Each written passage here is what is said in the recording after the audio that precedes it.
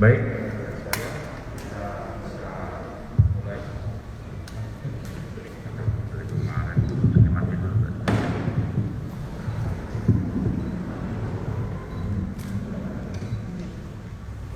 Assalamualaikum warahmatullahi wabarakatuh. Selamat siang, salam sehat untuk kita semua. Rekan-rekan sekalian, pada siang hari ini Barreskrim Polri, khususnya dari Direktorat Tindak Pidana Ekonomi Khusus, akan merilis tentang penanganan yang selama ini tentunya menjadi masalah di masyarakat, yaitu pinjaman online bermasalah atau pinjaman online ilegal. Tentunya pada situasi pandemik seperti ini, masyarakat tetap membutuhkan dana. Pada satu sisi dana untuk kebutuhan hidup di rumah tangganya, dan ada juga masyarakat yang butuh menambah modal untuk usahanya agar usahanya tetap berjalan walaupun pada masa pandemi ini. Dan salah satu pilihan masyarakat yang favorit sekarang yaitu dengan meminjam pada pinjaman online. Ya. Mengapa masyarakat favorit memilih pinjaman online ini? Karena dengan beberapa pertimbangan. Antara lain, proses yang tidak berbelit-belit dengan pinjaman online ini, waktunya pun tidak terlalu lama, ya, pinjaman segera dapat cair. Kemudian juga dengan bunga yang ditawarkan rendah dan juga tenor atau waktu pemulangan daripada pinjaman ini yang cukup panjang. Ini beberapa hal yang menjadi alasan dari masyarakat sehingga banyak masyarakat tertarik dengan menggunakan pinjaman secara online ini. Dan tentunya ternyata muncul permasalahan ketika proses pembayaran angsuran daripada pinjaman itu sendiri. Beberapa kejadian-kejadian yang tentunya meresahkan masyarakat ketika dalam proses pengembalian dari pinjaman itu sendiri. Janji-janji yang awalnya bahwa pinjaman akan waktunya cukup lama, tetapi dalam pelaksanaannya itu semua tidak sesuai daripada perjanjian awal. Kemudian bunga yang ditawarkan rendah, ternyata dalam prosesnya bunganya lebih tinggi, ya, dari perjanjian. Bahkan dalam proses selanjutnya ada pengancaman-pengancaman yang dilakukan oleh para debt collector, ya, yang bekerja pada perusahaan-perusahaan peminjaman ini, sehingga hal seperti ini menimbulkan masalah-masalah di masyarakat. Cukup banyak laporan di kepolisian, baik di Barreskrim maupun di satuan-satuan wilayah. Oleh karena itu, untuk meredam daripada permasalahan-permasalahan seperti ini, Polri melakukan langkah-langkah penegakan hukum terhadap pinjaman-pinjaman online yang dilakukan oleh perusahaan-perusahaan yang ternyata setelah didalami tidak mendapat izin dari instansi yang berwenang, khususnya dari Otoritas Jasa Keuangan.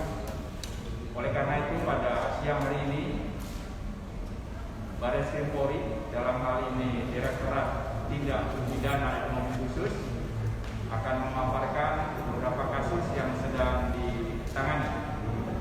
Secara detail nanti akan dijelas oleh Direktur Tindak Pidana Ekonomi Khusus, Brigadir Jenderal Hermi Sartika. Silakan.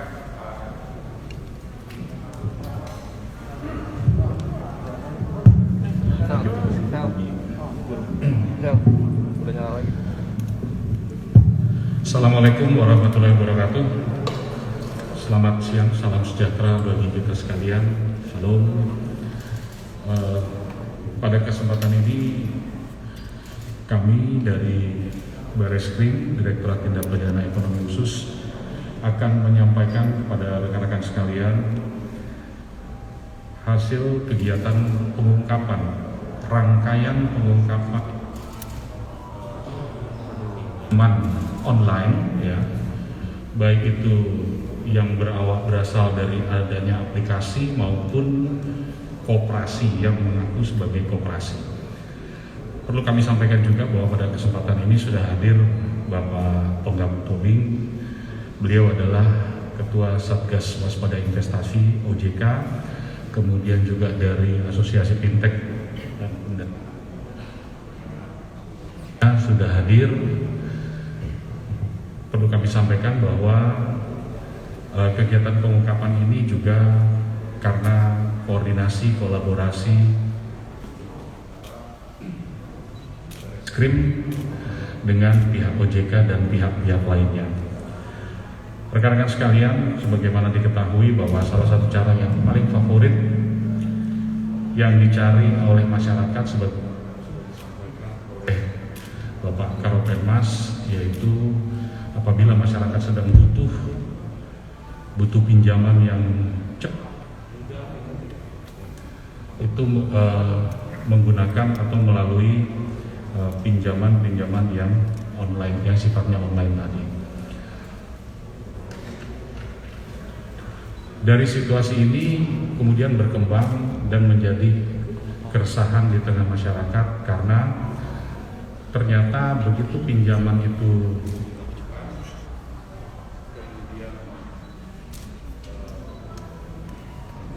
ada keterlambatan dalam pembayaran dan lain sebagainya, itu diikuti juga dengan tindakan-tindakan yang dilakukan oleh para debt collector virtual, gitu ya, dengan menista, dengan mencemarkan nama baik dari si borrower istilahnya, ya. Nah, dari kegiatan tersebut,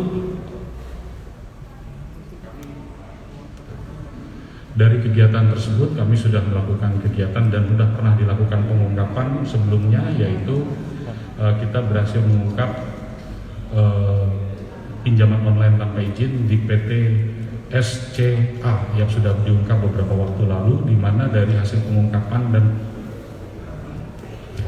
penggerebekan di Jakarta Utara telah dilakukan penangkapan beberapa tersangka. Berikut barang buktinya, ya, ada ribuan kartu SIM card, modem pool, ya, bisa dilihat di situ, modem pool, beberapa handphone, laptop dan lain sebagainya. Kemudian kita tidak diam di sini karena ternyata pelaku ini juga dalam aksinya selain membuat aplikasi di Play Store, ya, kalau dia Android mungkin App Store, selain membuat di Play Store, dia juga mengirimkan secara acak atau SMS blasting. Nah, dari SMS blasting ini kita kemudian membuat kategori-kategori, mengelompokkan menjadi satu, sehingga kita bisa mengetahui ada beberapa jaringan lain lagi. Ada yang di Sulawesi Selatan, di Kalimantan Timur, dan di Medan. Tim berangkat ke Medan, melakukan profiling, penyelidikan, akhirnya kita bisa melakukan penangkapan di Medan. Nah, dari situ berkembang bahwa ternyata para pelaku ini selain tadi PTS CA, ini juga terafiliasi dengan beberapa KSP, Koperasi Simpan Pinjam. Ya, ada Koperasi Simpan Pinjam Hidup Hijau, Cinta Damai, Tursaku, Pulau Bahagia, kemudian Dana Darurat, Dana Cepat Cair, dan Pinjaman Kejutan Super dan lain-lainnya, yang semuanya terafiliasi dengan jaringan ini. Nah, dari penangkapan di Medan, ya, kita juga melakukan ditangkap 2 orang lagi di sana yang berperan sebagai debt collector. Nah, ini yang menarik, debt collector atau penagihan, bagian penagihan, di mana mereka membuat pesan-pesan tulisan yang mungkin sifatnya sudah mencemarkan nama baik. Contohnya adalah seperti ini, ya, dibuat seolah-olah bahwa borrower itu adalah bandar sabu, bandar narkoba. Kemudian maaf, ini kalau dia perempuan di crop, ditempelkan dengan yang selamat, serta yang lain-lainnya. Ini yang menimbulkan di tengah masyarakat. Nah, ini semua sudah kita lakukan penangkapan dan ini masih akan terus kita kembangkan ke jaringan-jaringan yang lain. Jadi kita sudah melakukan penangkapan total keseluruhan adalah 8 tersangka dengan berikut barang bukti. Tadi ada ribuan SIM card, kemudian modem pool untuk mengirim SMS blasting, kemudian ini ada beberapa handphone dan laptop yang fungsinya adalah untuk melihat, fungsinya untuk melihat alur transaksi dan lain sebagainya, maksudnya transaksi komunikasi gitu ya dari para pelaku itu. Ada beberapa tersangka yang saat ini masih dilakukan pengejaran, warga negara asing, ya, ini kita sudah lakukan pencekalan dan mengirimkan DPO kepada kedua orang ini. Kemudian sebagaimana tadi, kita tidak akan berhenti, kita akan terus mengusut jaringan-jaringan ini. Namun perlu kami ada sedikit hambatan karena ini sifatnya menggunakan teknologi. Begitu oleh teman-teman, nanti silakan akan dijelaskan oleh Pak Tonggal, sudah di take down oleh Satgas Waspada Investasi oleh OJK, itu dalam waktu singkat dia bisa membuat lagi sesuatu yang baru.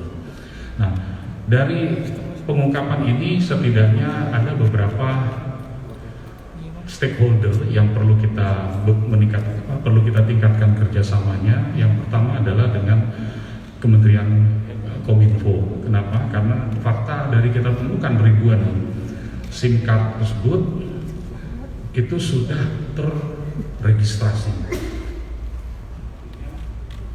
Sudah terregistrasi, artinya kita ingin mengetahui mengapa kok bisa sudah terregistrasi. Karena yang umum diketahui bersama, registrasi satu kartu perdana itu hanya menggunakan NIK, ya, menggunakan NIK dan maksimal kalau tidak salah 2 kartu. Nah, kalau ribuan seperti ini perlu pendalaman dari Kominfo, kemudian Dukcapil. Nah, dan dari alur keuangannya juga kita akan lakukan pendalaman. Karena ternyata pembayaran cicilan dan lain sebagainya itu menggunakan virtual account. Sehingga di sini kita juga berkoordinasi dengan AFPI untuk bisa sama-sama nanti ke depan kalau ada peristiwa-peristiwa seperti ini udah bisa saling mengisi, melengkapi dan lain sebagainya. Mungkin ini yang bisa saya sampaikan. Kalau nanti ada yang ingin ditanyakan oleh rekan-rekan sekalian, saya persilakan. Tapi mungkin untuk lebih jelasnya lagi kami berikan waktu kepada Ketua Satgas Waspada Investasi, Bapak Tongam Tobing, untuk bisa juga menjelaskan.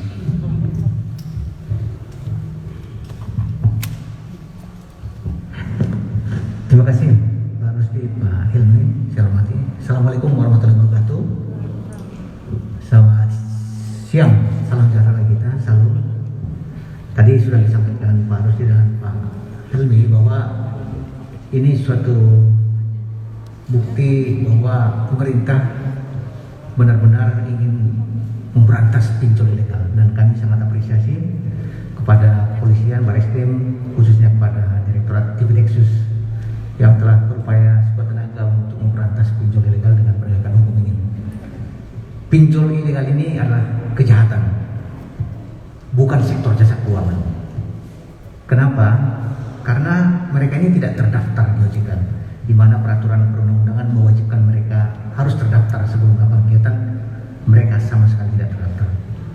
Dan juga mereka ini tidak tahu kita di mana alamatnya, ganti-ganti nomor telepon, ganti-ganti alamat, dan oleh karena itu harus diberantas karena merupakan kejahatan. Apa yang mereka lakukan ini, kami dari Satgas Waspada Investasi tadi disampaikan Pak Helmi memblokir, menghentikan kegiatan sampai saat ini 3.365. Bisa kita bayangkan. Tetapi tidak cukup seperti itu, karena kita blokir hari ini, nanti sore dia ganti nama, besok bikin baru lagi. Dan proses penegakan hukum ini adalah suatu hal yang memang membuat efek jerah kepada mereka, dan ini dibuktikan dari Bareskrim saat ini. Kerugian yang terjadi di masyarakat dari kerugian material dan imaterial yang dilakukan oleh para pelaku ini. Material ini mereka itu menipu sebenarnya. Jadi pada saat masyarakat kita download aplikasinya, pinjamannya contohnya 1 juta, yang ditransaksikannya 600.000, kemudian bunganya juga tidak sesuai dengan perjanjian, jangka waktu juga tidak sesuai, tadi sampaikan. Ini penipuan, pemerasan. Dan juga mereka ini selalu menyebarkan data-data pribadi para peminjam. Jadi sudah sangat tepat mereka ini harus mempertanggungjawabkan perbuatannya karena melakukan kejahatan. Kami dari Satgas Waspada Investasi beranggotakan 12 kementerian lembaga termasuk kepolisian, Bareskrim secara berlanjut melakukan edukasi kepada masyarakat. Kami sangat mengharapkan peran serta masyarakat jangan pernah akses ke pinjol ilegal. Kita sekarang sudah ada pinjol yang terdaftar di OJK, pinjaman online, ada 122 saat ini. Masyarakat diminta simpan daftar nama itu di HP masing-masing. Kalau butuh pinjaman, hanya lihat di situ saja. Jadi jangan lirik kiri kanan yang lain, fokus di situ saja. Jadi kami apresiasi, dan pemerintah saat ini juga secara berlanjut melakukan pemberantasan. Kami dari Satgas Waspada Investasi dan juga secara berlanjut kami melakukan edukasi kepada masyarakat. Mudah-mudahan kita bisa melindungi masyarakat kita dari pinjol ilegal ini. Demikian, terima kasih Pak. Mohon izin Pak Karpenus mungkin sekalian dari Asosiasi Fintech. Baik, terima kasih Pak atas kesempatan kepada kami. Saya selaku Sekjen dari Asosiasi Fintech Pendanaan Bersama Indonesia ingin mengucapkan apresiasi yang setinggi-tingginya kepada Direktorat Tindak Pidana Ekonomi Khusus Bareskrim Polri terkait dengan penangkapan pelaku fintech ilegal ini. Kita sudah banyak membaca sebagaimana kejahatan yang mereka lakukan, seberapa banyak kerugian yang mereka lakukan, dan itu ditujukan kepada masyarakat kalangan bawah. Nah, jadi kami di sini ingin mengucapkan terima kasih dan juga akan siap selalu membantu bersama-sama dengan Satgas Waspada Investasi dalam bentuk apapun untuk mendukung penegakan hukum bagi Polri untuk memberantas fintech pinjaman online yang ilegal ini. Saya rasa itu dari saya, Pak. Terima kasih. Mungkin ada yang ditanyakan? Silakan. Ada yang mau bertanya?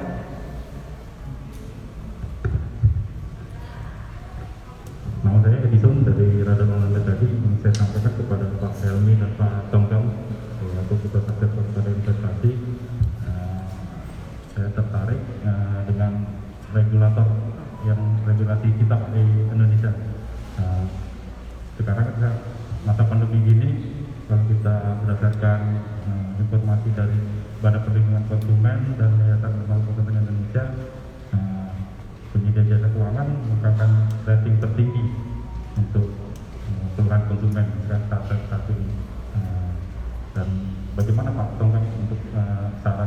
pemerintahnya agar masalah seperti ini bisa diminimalisir lah. Kalau saya baca dari peraturan OJK untuk perusahaan atau koperasi kayak gitu yang berbadan hukum itu dikasih tenggang waktu 1 tahun untuk bisa beroperasi. Setelah 1 tahun tidak mendaftarkan baru dia ditutup atau dikasih sanksi gitu. Koreksi kalau saya salah. Itu bagaimana saran dari Satgas Waspada Investasi untuk pemerintah agar peraturan regulasinya bisa direvisi atau gimana Pak, untuk mencegah para mafia-mafia penyedia yang fintech yang ilegal seperti ini. Dan untuk Pak Helmi, kasus yang diungkapkan sekarang ini itu butuh waktu berapa lama Pak untuk kita mengungkapkan kasus yang sekarang digelar ini? Dan pasal-pasal apa saja Pak yang kira-kira dipersangkakan nanti untuk para tersangka? Terima kasih. Terima kasih. Jadi pinjaman online harus ada izin. Itu prinsip utama. Karena ada peraturannya. Kita lihat di peraturan OJK 77 tahun 2016 bahwa setiap penyelenggara pinjam uang berbasis teknologi informasi harus terdaftar di OJK. Jadi pada saat terdaftar nanti di tahun setelah itu bisa mengurus perizinan tadi. Tapi yang terjadi saat ini, mereka ini melihat celah-celah yang ada di masyarakat kita, karena kebutuhan dana masyarakat kita saat ini yang dibutuhkan masyarakat sangat besar. Mereka melihat celah ini dengan melanggar peraturan. Oleh karena itu saya katakan tadi ini adalah kejahatan. Nah, memang kemajuan teknologi keuangan digital ini harusnya memang dibarengi dengan berbagai peraturan-peraturan, terutama perundang-undangan. Tapi itu jangka panjang. Artinya kita juga membutuhkan contohnya percepatan undang-undang perlindungan data pribadi ya, dan juga dimungkinkan juga adanya undang-undang financial teknologi yang salah satunya bisa mengatur bahwa kegiatan fintech lending ilegal ini adalah merupakan pidana. Jadi namun demikian undang-undang kan kita butuh waktu lama. Dengan peraturan yang ada saat ini mengcover. Di samping itu juga pinjaman online yang legal saat ini diawasi OJK dan penegakan kode etiknya dilakukan oleh Asosiasi Fintech Pendanaan Indonesia. Nah, fokusnya adalah bahwa masyarakat kalau pinjam jangan pernah akses ke pinjam, berbahaya. Kita akan masuk ke masalah yang sangat berat, karena bagaimanapun juga dari sisi material masyarakat kita akan menderita di sana. Jadi masyarakat jangan mau menderita, jangan masuk ke pinjol ilegal. Terima kasih. Dari sudut pandang kami Bareskrim, dari sudut pandang kepolisian, pinjol itu sebelumnya saya coba sampaikan dulu bahwa kalau kita lihat secara kata itu sebetulnya tidak masalah. Pinjaman online tidak ada masalah ya. Artinya bukan yang berkonotasi negatif. Dia menjadi negatif manakala satu, tanpa izin. Dua, kemudian disertai dengan tindakan-tindakan lain yang melanggar. Nah, kalau kita bisa melihat pinjol yang ilegal ini, kami harus memframingnya menjadi satu kesatuan. Kenapa? Yang pertama, ada yang namanya illegal access. Kenapa? Kita semua mungkin rekan-rekan wartawan juga sering menerima SMS pinjaman murah tanpa bunga dan lain sebagainya. Dari mana dia bisa tahu nomor telepon kita? Gitu, ya. Jadi ini ada namanya illegal access. Kemudian setelah dilakukan pengungkapan, kita tahu juga bahwa di dalamnya ada hubungan hukum hutang piutang. Nah, kalau dilihat satu sisi ini keperdataan, ya, hutang piutang adalah perdata. Tapi kalau kita lihat secara utuh satu kesatuan mereka ini sebagai sebuah sindikasi, maka kita menganggap bahwa ini adalah pidana. Ya, dari hasil pengungkapan tadi, yang pertama perbuatan melawan hukum yang dilakukan oleh para pelaku ini adalah satu illegal access. Yang kedua, karena tadi sudah saya katakan kita temukan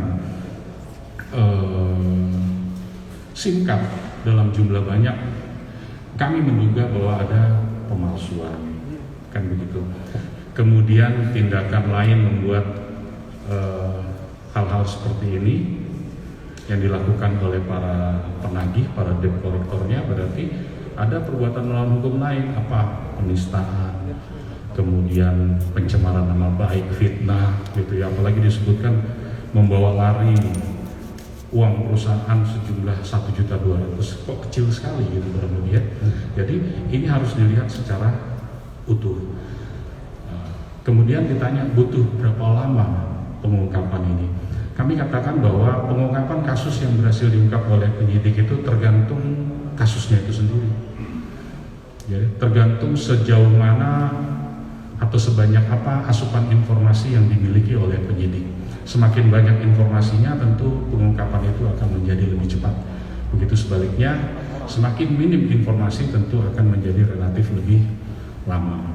Nah, terhadap peristiwa yang berhasil kita ungkap ini, terhadap para tersangka dan lain sebagainya, ini kami kenakan pasal 45 ayat 3 Undang-Undang ITE. Kemudian ini tentang tentang ITE tadi. Kemudian ada Undang-Undang nomor Undang-Undang nomor 8 tahun 99 ini tentang perlindungan konsumen, pasal 8 dan pasal 62, serta ada lagi undang-undang tentang cipta kerja, cipta karya, serta pasal 311 KUHP. Jadi ini ancaman hukumannya 5 tahun dari semua pasal ini kurang lebih. Ada lagi? Mungkin Pak dari OJK Pak mau bertanya untuk para korban atau masyarakat di luar sana yang sudah terjerat harus melakukan apa? Itu aja. Dan sinergi Polri dengan Satgas waspada investasi ke depannya bagaimana Pak?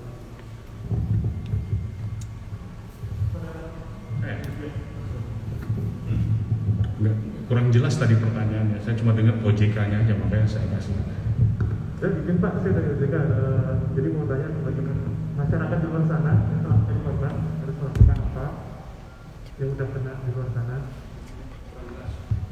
masyarakat di luar sana yang telah menjadi korban Pak, yaitu harus gimana tindakan selanjutnya, bagaimana mereka harus laporkan atau bagaimana, dan sinergi Polri dengan Satgas waspada investasi ke depan bagaimana Pak?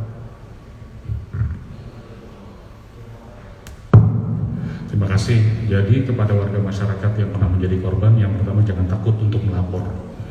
Ya, kita akan lindungi kerahasiaan maupun privasi dari masyarakat yang akan melapor.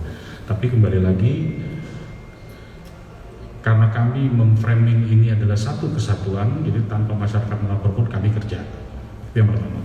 Yang kedua, bagaimana sinergi dengan Satgas waspada investasi ini sudah berjalan baik. Ya, kami terus berkomunikasi dengan beliau Pak Tongam, tukar-menukar informasi, termasuk juga empowering kemampuan, kita juga saling bertukar bertukar informasi dan lain sebagainya. Namun memang karena ini menggunakan teknologi, ya tentu ada sedikit hambatan. Tadi beliau mengatakan ada sekitar 3.000-an yang sudah ditutup oleh OJK, dan itu disampaikan kepada kami, kepada kita di sini di Barreskrim. Nah, dari satu-satu itu kan sudah ditutup. Ya, kita coba lakukan penyelidikan dan lain sebagainya. Jadi begitu ditutup hari ini, mungkin dalam hitungan jam sudah muncul lagi sesuatu yang baru tadi. Ya, jadi kalau untuk kerjasama dengan OJK, bahkan bukan dengan OJK saja, dengan asosiasi, baik itu asosiasi fintech dan pendanaan Indonesia, asosiasi-asosiasi lain, termasuk juga dengan PPATK, kita bekerja sama dan berkoordinasi. Cukup? Baik, rekan-rekan sekalian, terima kasih atas segala perhatiannya. Wassalamualaikum warahmatullahi wabarakatuh. Salam sehat untuk kita semua.